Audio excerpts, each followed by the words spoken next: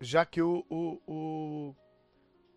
cada princípio para você está durando mais ou menos um mês, minha sugestão é que vocês façam aí um período de 21 dias de jejum, com oração todo dia, e aí vocês podem fazer isso por revezamento. Ah, um grupo jejum um dia, outro grupo jejum outro dia, outro grupo jejum outro dia, de tal forma que cada pessoa vai jejuar pelo menos uma vez por semana. E claro, o jejum tem que ter abstenção.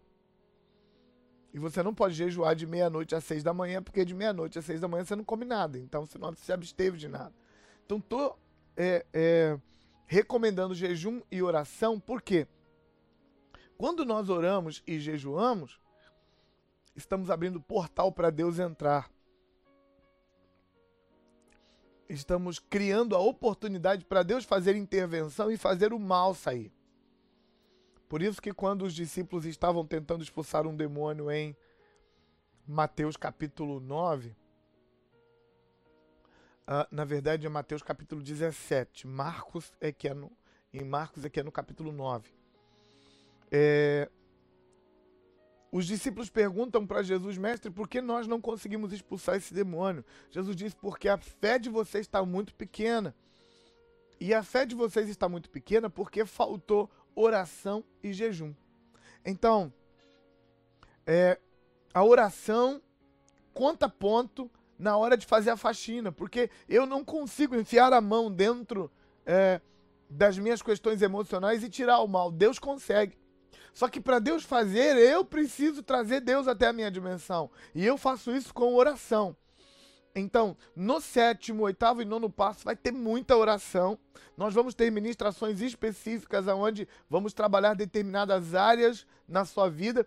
E para que o milagre de Deus aconteça, vamos estar orando uns pelos outros nesse período. E eu estou recomendando 21 dias de jejum e oração. Claro que isso depende do grupo de vocês vão combinar, a liderança vai falar com você sobre isso. Contudo, a minha recomendação é essa. O 7º passo diz o seguinte: humildemente rogamos a Deus. Não há milagre sem oração. Muitas pessoas se perguntam por que Deus, sendo bom, ele não interfere e não faz coisas na vida de muitas pessoas. Porque falta oração. Porque falta busca. Quanto mais você ora, quanto mais você se envolve, quanto mais você se compromete, mais Deus tem legalidade de intervir.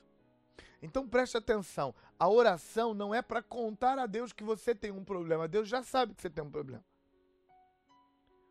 A oração não é para contar a Deus que você tem uma necessidade. Deus já sabe que você tem uma necessidade.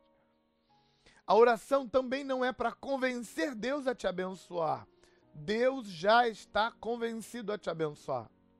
Então, para que nós oramos? Oramos para que Deus tenha legalidade de fazer uma coisa que Ele já quer fazer. Deus já está querendo operar na sua vida.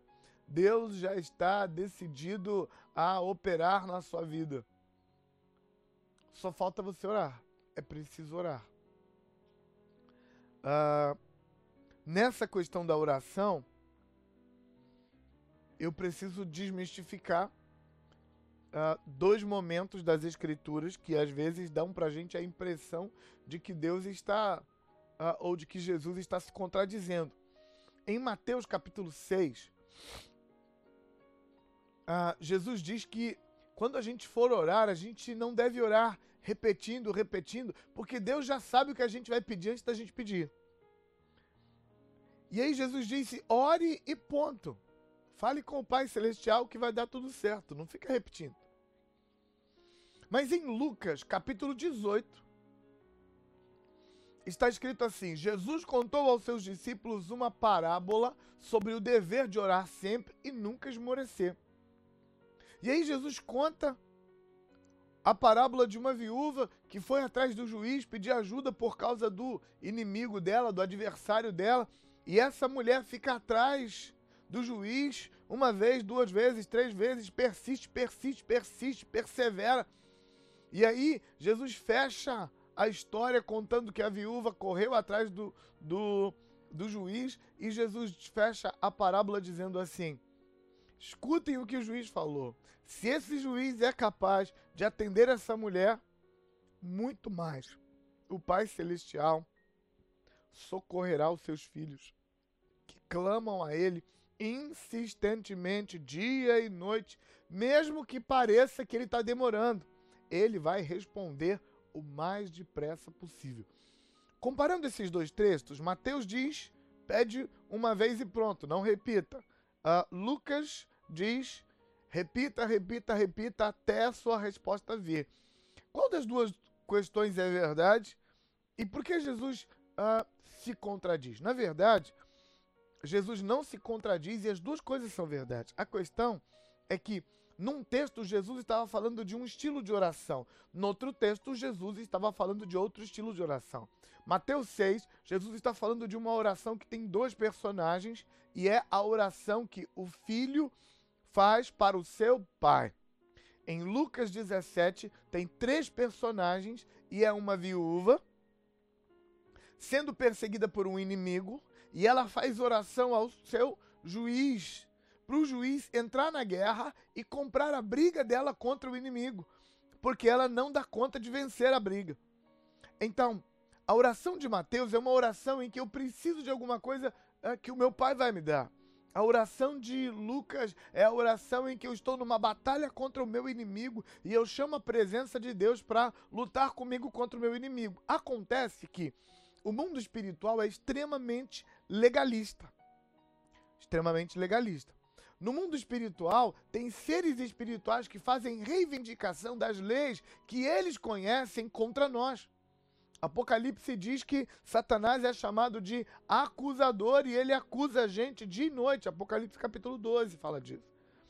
E como Satanás é legalista e ele conhece as regras, ele está sempre aparecendo diante de Deus, acusando a gente e dizendo para Deus que ele tem o direito de destruir determinadas áreas.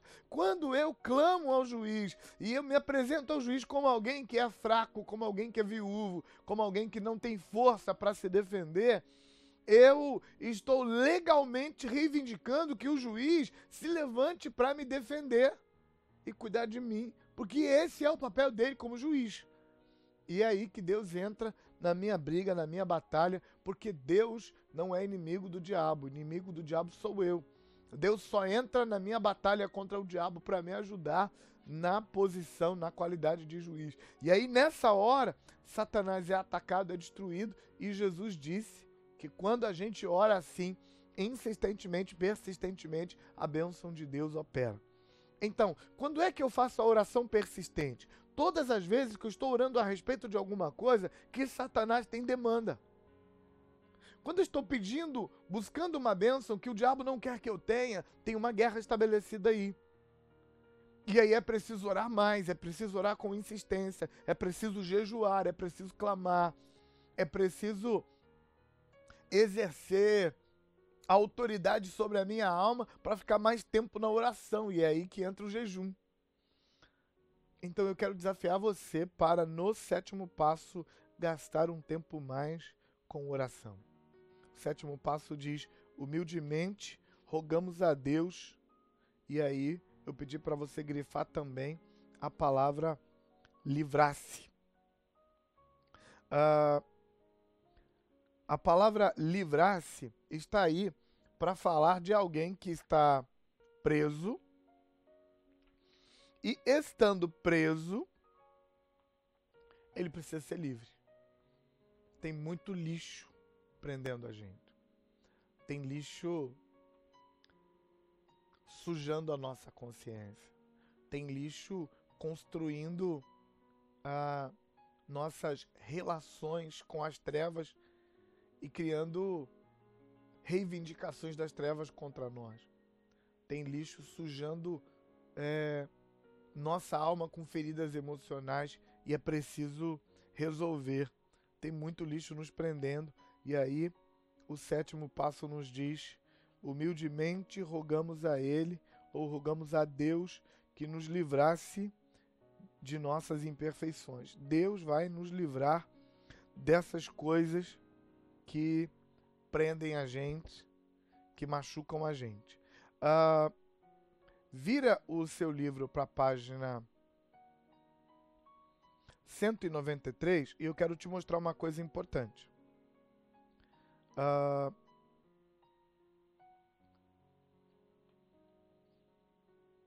Página 193, deixa eu contar, 1, 2, 3. Terceiro parágrafo. No terceiro parágrafo, acompanha aí, tá escrito assim, ó. O tipo de ferida que precisa da nossa atenção, pegou?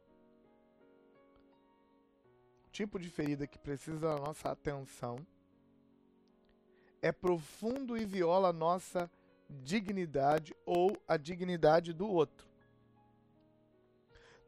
Não é para você grifar ainda, eu vou falar a hora de você grifar, tá bom? Calma. Não podemos simplesmente procurar entender a pessoa. Ela fez algo errado, injusto, intolerável. Smedes indica 2 tipos de feridas que precisam de perdão.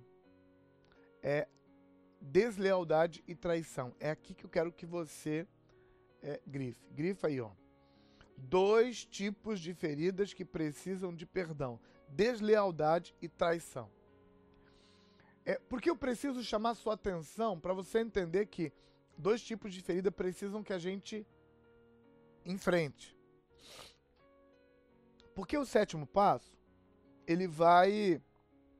o sétimo passo vai trabalhar feridas e questões não resolvidas dentro da gente. Mas é preciso que eu e você saibamos entender que ferida é essa que precisa de resolver, de faxina, para que a gente não fique faxinando besteira e sem necessidade. Então, antes da gente entender o que é deslealdade e traição, que são as feridas que você vai trabalhar, que foram feitas contra você e feridas que você fez contra os outros.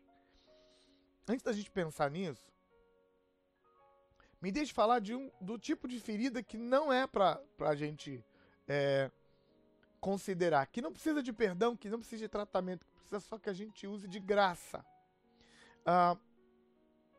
Tem coisas que fizeram a gente ficar magoado com o outro, mas na verdade a gente não tem que perdoar o outro, porque o outro não deve nada pra gente.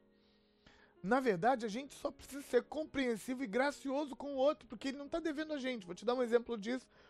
Um irmão abençoado, homem de Deus, gente boa, amava Jesus, veio falar pra mim que ele estava muito magoado com outro irmão, também crente, também da mesma igreja. Eles eram vizinhos e num dia de muita chuva, ele chamou o vizinho dele pelo muro e disse: meu irmão, você tem aí um guarda-chuva para me emprestar? Porque eu preciso sair, tá chovendo muito. E aí aquele irmão veio com um guarda-chuva todo quebrado, todo velho, entregou para ele e disse: olha, eu só tenho esse para te emprestar. E aí ele pegou aquele guarda-chuva todo feio, todo troncho, todo torto, e não teve coragem de sair na rua com aquele guarda-chuva. Então, ele ficou por ali parado, perto da porta, aguardando para ver se a chuva passava, porque ele não tinha coragem de sair com aquele guarda-chuva feio. Então, depois de alguns minutos, ele percebeu que o irmão, que disse para ele que não tinha mais guarda-chuva, sai com um guarda-chuva novinho, bonito, grande, super, ultra, mega, power plus, protetor, joia. E aí ele fica olhando para aquele irmão saindo com um guarda-chuva novo e ele ficou muito magoado. E aí ele veio falar comigo, ele me disse: pastor, como que fulano tem coragem de dizer que é irmão e faz uma coisa dessas? Como que ele tem coragem de dizer que ama a Deus e ama ao irmão, se ele me deu um guarda-chuva todo estragado e sai com um guarda-chuva novo, bonito? E eu tô rindo porque na hora em que ele me contava a história, eu ria também. E depois que ele terminou de desabafar e me contar a história, eu disse para ele: filho, você precisa entender que o guarda-chuva novo e bonito era dele. E ele não tinha obrigação nenhuma de te emprestar o guarda-chuva. Era dele. Ah, esse sentimento que você tem de ter sido traído, de ter sido atacado, de o irmão ter sido malvado ou maldoso com você, não tem justificativa. Ele não tem a obrigação de te dar o guarda-chuva dele. Então a sua cobrança, a sua dor é injusta. E você não tem que perdoar ele de nada, ele não deve nada. A única coisa que você precisa fazer é ser compreensivo e estender graça. Muita coisa que magoou a gente não é dívida. Muita cobrança que a gente faz do outro e fica magoado e ferido com o outro não é dívida, o outro não devia nada. A gente é que ficou magoado. A gente é que tem que resolver. Porque não tem dívida do outro. Então, quando o David diz que deslealdade e traição são os sentimentos que você deve se preocupar, ele está se referindo à ideia de que tem coisas que a gente quer cobrar, mas não tem cobrança. É só uma questão de compreender, estender graça ao irmão, entender que ele tem os direitos dele, tem os limites dele e que ele não tem obrigação nenhuma de quebrar os limites dele por minha causa. O que é deslealdade e o que é traição? Deslealdade acontece quando alguém tem obrigações para com você e essas obrigações em geral está envolvido com o quanto de aliança essa pessoa tem com você e baseado na obrigação que ele tem com você, ele deixa de fazer o que devia com relação a você. Isso é deslealdade. Deslealdade é quando alguém não cumpre com o dever que ele tem para com a aliança. Ele está sendo desleal. A traição. É só você pegar a deslealdade, apertar um pouquinho mais, que ela vira traição. Traição é quando você tem uma obrigação de aliança com uma pessoa